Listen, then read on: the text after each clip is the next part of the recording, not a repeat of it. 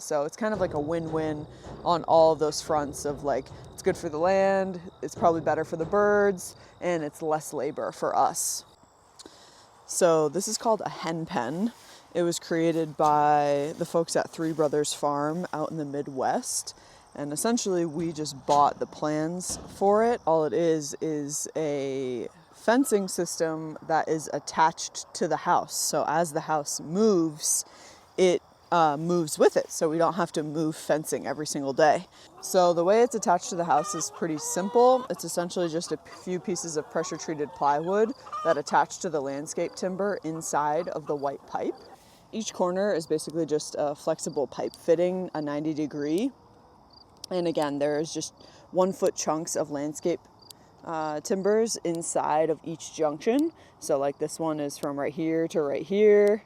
And then there's another one over here where you can see those screws and washers. There are landscape timbers, basically 1 foot at each junction. And that's the only structural integrity that's essentially going around inside all of this white pipe.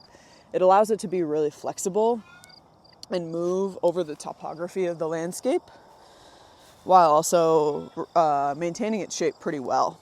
There is a single polywired jump line that runs between each house, and then we send a smaller line where those green handles are out to the house and to the clips on the fence to electrify it.